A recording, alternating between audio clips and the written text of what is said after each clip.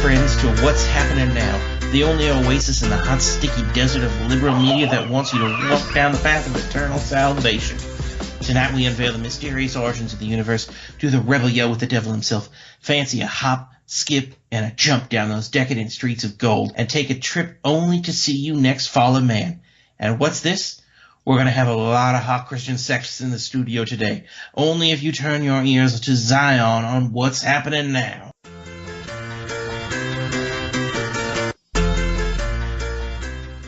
And now, folks, a special moment of clarity just for you. Welcome to this most righteous episode, friends of the church and general do-gooders.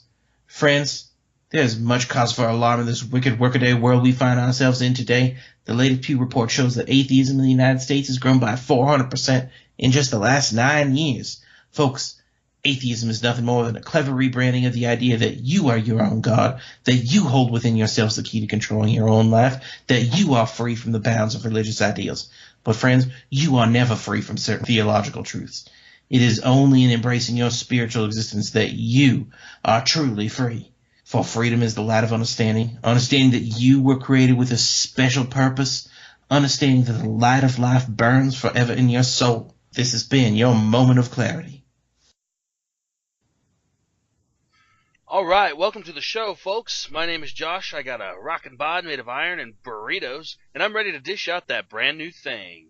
I'm joined on this mortal coil by the steely-eyed, soul-devouring Jack. Welcome to the show, Jack. It's moderately pleasing to be here with you, Josh. Likewise, my lukewarm amigo.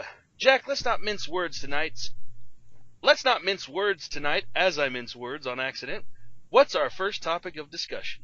Well, Josh, we're going to take a look at creationism, specifically in the light of Christian theology. So by creationism, you mean in the beginning, God created the heavens and the earth. Literally the first verse in the Bible. That I do, wishy-joshy. So I suppose our listeners are at least somewhat familiar with this idea, right? God created the heavens and the earth in 6 days, resting on the seventh, as omnipotent beings must. So on which day did God create the dinosaurs? Actually, I think Jim Henson did that in the late 80s, but the show wouldn't get greenlit until 1991. Oh, okay. So well after the creation of the universe. Yeah, man. Probably 6,000 years after. So, Josh, are there other theories and beliefs about how the universe came to be? Interestingly enough, Jack, no. Okay. So, Josh, what came next after creation, then? Well, I'm glad you asked, Jackie Brown. You see, God put the first man and woman, Adam and Eve, in the Garden of Eden and told them not to eat from the tree of knowledge of good and evil. Hold on. Are you saying God told Adam and Eve not to eat tree bark and leaves? That seems like pretty solid advice if you ask me. Oh, Jack. We love you, man. I just want to put my arm around you and give you a big fat nugget. Okay. No, this tree bore fruit, Jack. Now, most interpret the fruit to be apples, but it's not explicitly stated that they were. If it wasn't explicitly stated, can I interpret the fruit to be mangoes? Do mangoes grow on trees, Jack? I don't know. I'm not a fruit doctor. Why not? Just identify as a fruit doctor and you are one. Wait, I can be anything I want if I simply identify as it? Yeah, I identify as a married man with a smoking hot wife to keep my parents from hounding me all the time about being single. Does it work? No, not really. Now, if my parents were purple-haired Gen Y tumblerinas with too much time on their hands, yeah, but they're not actually delusional. Watch out, man. You're going to alienate our fan base. That's the beauty of it. They can just identify as a Martian or something and alienate themselves. Probably couldn't identify as aliens 1 through 7, but definitely alienate. And alienate my baby. It's so bad. Let's move on, Josh. Jack, tell me this. Have you ever heard of Lucifer's Rebellion? Is that some shitty metal band? It probably is. But more importantly, it's a reference to a specific event in the Christian tradition.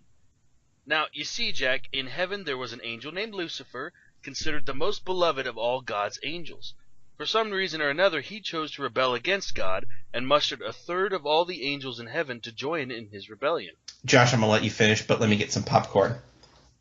Pop, pop, pop, pop, pop, pop, pop, pop, pop, pop, pop. Ring, ring, ring, ring. Phone ring sound. Hello?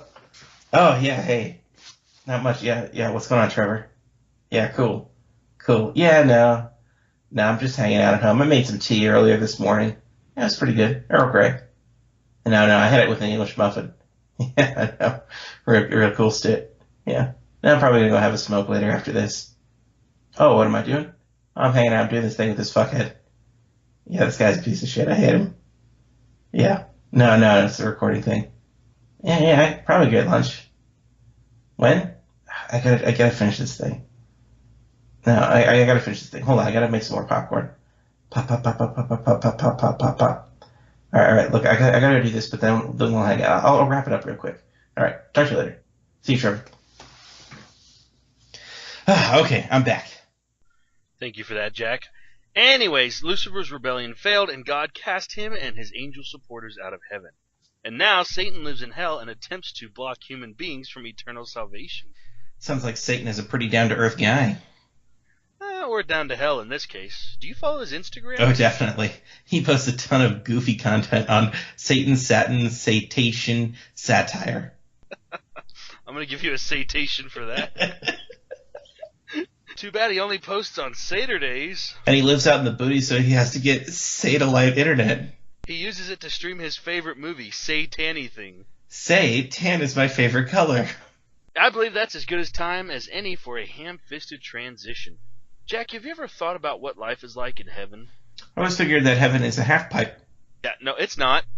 In heaven, the streets are paved with gold. There's no pain or suffering, and you get to dwell with God for all eternity, safe from the fires of damnation. Do I get to eat whatever I want and sleep with supermodels like my character in Tony Hawk Pro Skater? Yeah. I thought you were shipping your character with Bob Burnquist. But no, you don't get to do that, Jack.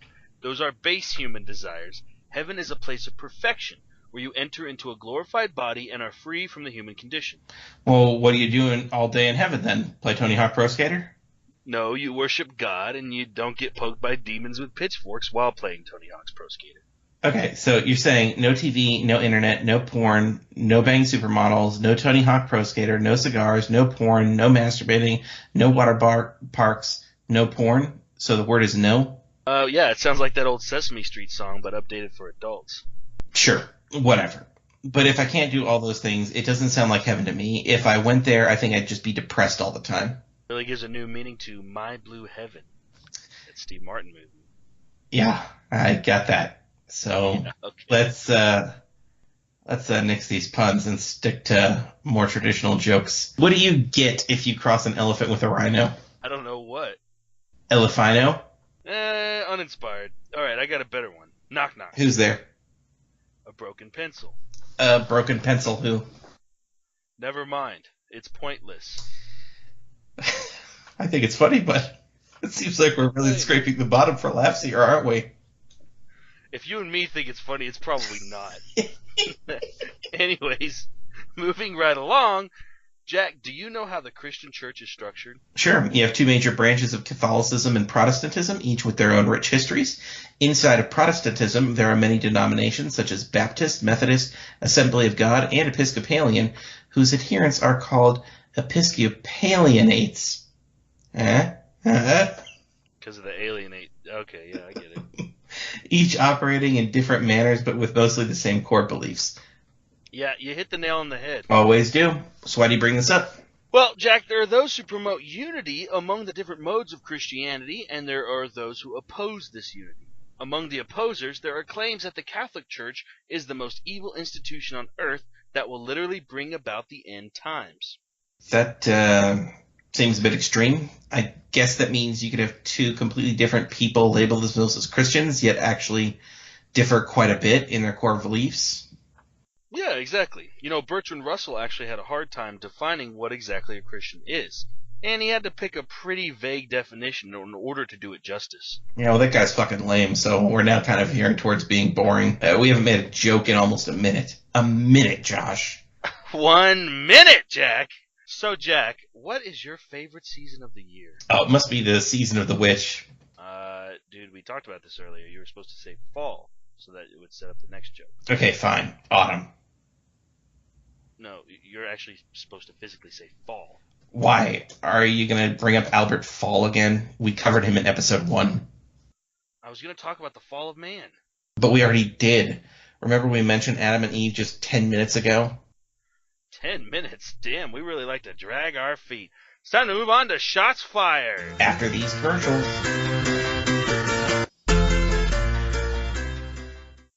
Paul Blando's Silencing Cream. Paul Blando's Silencing Cream. From the makers of Paul Blando's Forget Cream comes an exciting new product. Paul Blando's Silencing Cream. Have a noisy dog that won't stop barking? Not a problem when you have Paul Blando's Silencing Cream. Just listen. Wow! Amazing! Neighbor have their TV on too loud? That's a job for Paul Blando's Silencing Cream. Just apply a small amount of the silencing cream on the wall facing them and you won't hear any of those awful police dramas again. Just listen. Wow! Amazing! That's Paul Blando's Silencing Cream. Paul Blando's Silencing Cream is available in stores near you, so get out there and give it a try for old Paul's sake. Remember, it's Paul Blando's Silencing Cream. The Oceanic Institute of Las Vegas would like to welcome you to Casa de Relaxio. This spa and resort offers a full opportunity to get away from everything and seek out that relaxation that you desire. Enjoy our Turkish baths along with some fine malt liquor as you unwind from your stressful life. Have just a day? Not a problem. Casa de Relaxio can accommodate guests for entire weekends or even just simple trips. Try a massage or some fine cannabis at our day salon. Casa de Relaxio, the newest resort from the Oceanic Institute of Las Vegas, across the street from the McDonald's on Route 485. Welcome back to the show, everybody, and especially welcome back to you, Jack. Thanks, Josh. You're welcome, buddy. And now it's time for that always exciting and heated segment of the show. Grab your Kevlar vests and get prepared for some action. It's time for Shots Fired. Our panel today is a small one, but a good one. First up, we have a very special panelist. He's the host of Cranston Powers Presents, and if you're interested in what that is, we're not telling you. Mr. David Fleming. Hey, yeah, nice to be here. Our second guest is an esteemed journalist for Cave Painting News, Mr. Alan Jones. Hello, thanks for having me. I'm a big fan of the show. Really? That's news to me. Did you see what I did there? I wish the audience could see me face palming, so I will display it through auditory skills with much enthusiasm. Our third guest is a tribe-renowned storyteller and author of several campfire songs, Mrs. Mandatoria Feminau. How do you do? Oh, fucking fine. How about you? I am well. So, do you live around here? Did you fly in? Oh, I had to fly in. The flight was okay, but I was in town a few days ago for another function. Really? That sounds interesting. Maybe you'd like to talk about it over dinner tonight after the show? Oh, I mean, I guess we could do that as professional colleagues. Yeah, and we could get a drink after that and see where the night takes us. Oh my, I think I might like that. You're the first man I've met without a large cranial ridge. Your features are so smooth and non-threatening. That's the nicest thing anyone's ever said to me. Would I be too forward if I said that leopard skin you're wearing is quite fetching? It complements your foot wraps quite well. Enough. Look, we have a show to do. We can't just sit here and record the two of you fucking flirting. I wasn't flirting. I don't know where you got that, buddy. You've got some nerve. Oh, yes, quite the nerve. I was just having a pleasant conversation with this really tall and handsome man here. Yeah, fuck you, Jack. Why don't you mind your own fucking business? You know what? Fucking fine. I will. Fucking piece of shit. What a fucking piece of crap. God, I hope he fucking chokes to death. He fucking chokes to death in his fucking sleep on his fucking tongue. Son of a bitch. Should we leave? No, I get paid only if we have an actual debate, so we should really actually probably get to that. Okay, well, first up then, creation. What are all your thoughts on it? Mandatoria, take aim because ladies have the first shot. To be quite honest, I was initially against creation, but after having spent some time deep in the cavern doing some painting of my handprints, I think I'm in favor of it. Why were you ever opposed to it? Well, it's just a lot of work, to be honest. I mean, life is just nasty, brutish, and short. What's so great about it? Look, I know we're from different times and all, but don't you find simple things in life enjoyable? And isn't there a lot to love in life? Are we from different times? It's really hard to tell. I don't know about all this simpler pleasure stuff. I mean, I guess it matters, but that's why I'm now in favor of creation. Well, I for one have always been in favor. You know, I was there covering creation when it happened. Oh, really? Oh, yes. It was really an exciting and dangerous assignment. There were lots of void and nothing, and then there was some sounds. I got most of it recorded in cave paintings. Can I see them? Oh, sure. Here they are. Uh-huh. What's this painting here? It looks like you're eating something in the first picture. Oh, yeah. That's the start of it when I got the assignment. I found these weird mushrooms in a cave, and on a dare I hit a whole bunch of them. Shortly thereafter, I was on the assignment and went to the front lines to watch creation. It was pretty cool. Okay, good stuff. Let's move on. So, two-parter. What are your thoughts on Lucifer's rebellion and the fall of man? Alan, I'll give you the first shot. Well, I was there for both events reporting on the field. I can tell you that from where I was standing in the masses of angels, it looked as if Lucifer and the rebels were actually being assaulted by the heavenly police. I think their actions were justified. As for the fall of man, according to my investigation, it was just a marketing ploy from Arby's. What? That doesn't make any sense. Lucifer rebelled against God and slaughtered angels by the dozen in an attempt to overthrow the heavenly government. And this stuff about Arby's is just ridiculous. You see, Josh, this is what I've been saying for ages. Those on the right side of the cave just make up and distort facts for their own purposes. Interesting stuff, but I'm going to let Mandatoria have the last word on this one. Oh, thank you. Now it seems to me that Lucifer was trying to start a rebellion and prevent creation from continuing. Now I support the spirit of the rebellion. I think that their actions are really just... Typical. Look, Lucifer was just misunderstood. He was doing a good thing by speaking truth to power. It's entirely God's fault that things got out of hand. This Lucifer sounds like a real bad boy. Can I change my vote? We aren't voting on anything. I vote for Lucifer. That's one vote for Lucifer. How about the rest of you guys? Heck, I'll vote for old Lucy. That's 2-1. Sorry, David, you lost. But I didn't even vote. You can't change your vote after we close the voting. Sorry. What? Great stuff, but let's move on. So I'm guessing then, Alan, that you are in favor of ecumenism? Well, Josh, I was actually there in a flaming chariot when the first ecumenical bowl of 45,000 BC began. I got great footage of it that I recorded as a finger painting on a cave wall. It was a great time. The Abrahamians won in double overtime against the Davidians, and it was a real hard-fought comeback. Alan, you stupid fuck. You seem to be completely ignorant of what ecumenism even is. Well, you can't even pronounce it, then what is it? Oh, it's, it's like when you talk to people about stuff and it's an effort to seek commonality and understanding with other branches of the Christian church. Yeah, you fuckhead. Sounds like a really noble goal that everyone would be in favor of. So yeah, I support it. Mandatoria, what about you? Well, at first I was in favor of it, but then after thinking about it, I am now against it. Why? I mean, shit, why would you be against people having common understanding? It seems to me that what's going on with this ecumenism nonsense is a desire to replace our culture with another. A bunch of self-loving cavemen trying to make up for their past wrongs. What are you talking about?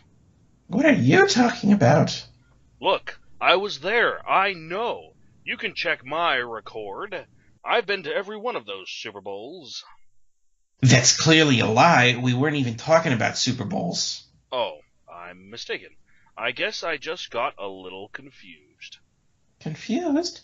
You just made up a story about ecumenism. All right, good stuff, guys. Last topic, life in heaven. Mandatoria, I'll let you go first. Well, when I first started doing my storytelling, my early career focused on stinging criticisms of life in heaven, as well as Tony Hawk Pro Skater.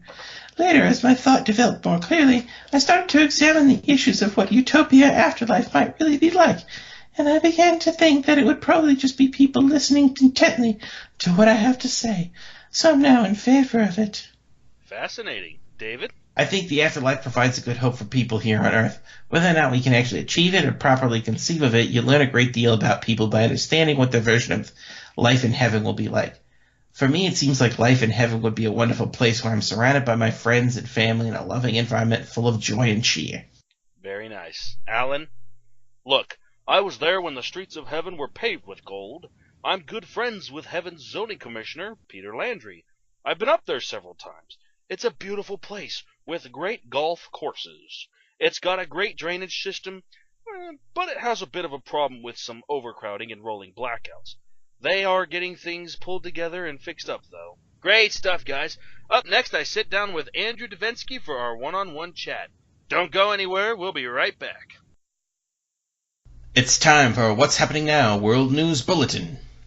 Hello, I'm Kent Newsman, reporting for January 1st, Year 0. The Devil spotted today down on Broadway taking in a show at the Big Bang Theater. When asked for a comment on the recent dispute between him and the creator, he declined to comment, only saying that he believed if people just looked at the tapes, he would be exonerated in the public mind. In other news, the yearly scavenger hunt has been called off and cancelled by the City Council of Heaven this year, citing low attendance and rising costs. City officials had already hidden several wild goose chase objects for angels to find, but are not planning on reclaiming them anytime soon. The mayor was quoted as saying, "Giant fake bones and small sculptures of non-existent animals are hardly of any consequence. If people find them, they have themselves an interesting souvenir, so I don't think there's anything to worry about." Turning now to the world of sports, Team Cain battled it out against Team Abel today at the grassy field a few miles north of Eden. The championship match was set to take place all day, but was rained out about midway through. Team Abel was substantially down in score and was really getting murdered out there. They'll have to pick it up tomorrow if they want to eke out a win. And that's the What's Happening Now World News Bulletin today. I'm Kent Newsman, signing off. Welcome back, listeners, whom I will collectively refer to as Cotter. Our special guest today is a cherished member of the atheist community. He's written hundreds of thought pieces on his atheist blog, Nietzsche Had It Wrong, God Was Never Alive to Begin With, and is a frequent commenter on the atheism subreddit. Folks, let's welcome 14-year-old Andrew Davensky to the studio. Thanks, Josh. It's a great honor to be here. Notice how I'm thanking you and not God? Well, I do appreciate your thanking me. You know, it really wouldn't offend me if someone thanked God on the show. Well, you won't hear from me, Josh. No way, no how. Okay, so that brings me into my first question for you today. Why exactly are you an atheist? There's multiple ways I can answer that, Josh, but really the best one is this. How could anyone choose to believe in a magic sky fairy? It's asinine. Honestly, I think you're mischaracterizing the beliefs of billions of people here. No, I'm not. Religious people, and since I'm American, I'm clearly going to talk about Christians because I can't sit beyond my own front porch, are all idiots who just can't understand why science and reason are clearly the path to true salvation. So, do you think religious beliefs and the whole of science are mutually exclusive? Absolutely. On what basis? That's easy, Jiggle. Science is always true because it is inherently the study of truth. Truth about our natural world, truth about our origins, etc. But what if it turned out that some or all even of the core principles of a specific religion were actually the truth? Wouldn't those true principles then have to be included under the umbrella of science by your own definition? Of course not. Science and religion can't possibly have an overlap. That's circular reasoning, Andrew. You're fucking circular. I'm circular? Are you saying I'm fat? Yeah, man, and not fat with a PH. Okay, let's get back on topic. Now, you're an atheist, so you don't believe in God. Do you think it's okay for others to believe? Absolutely not. Look what believers have done. The Crusades, oppressing gays and minorities, trying to get the Big Bang Theory, aka the funniest show in existence, canceled.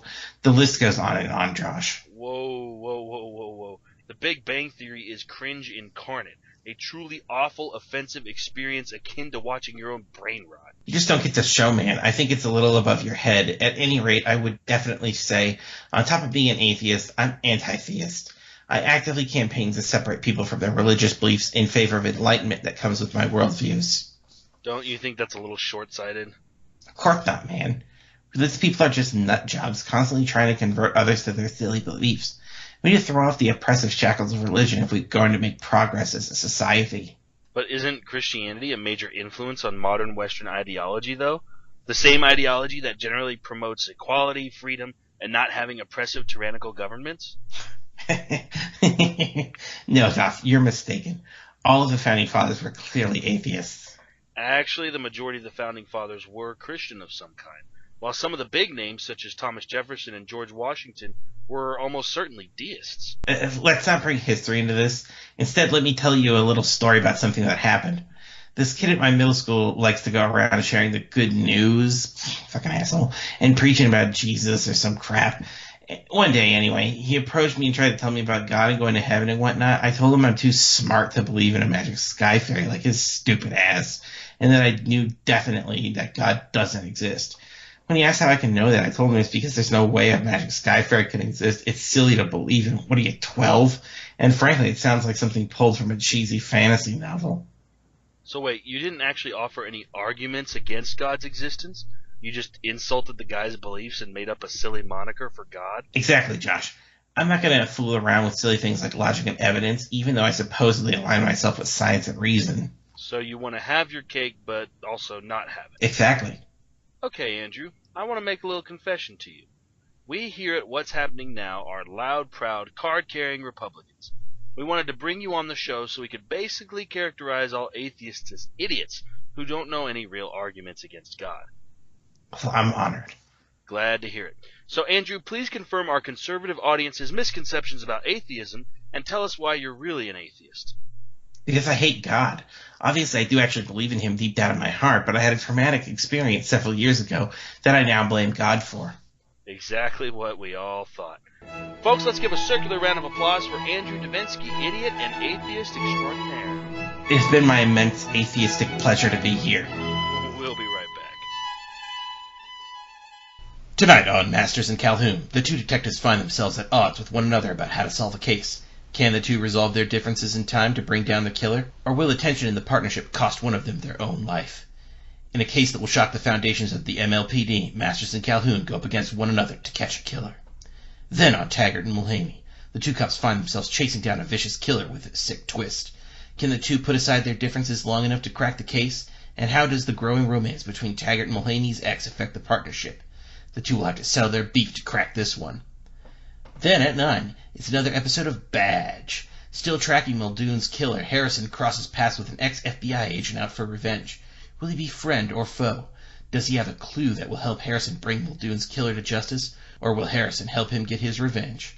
All of that tonight on the new Formulaic Lineup.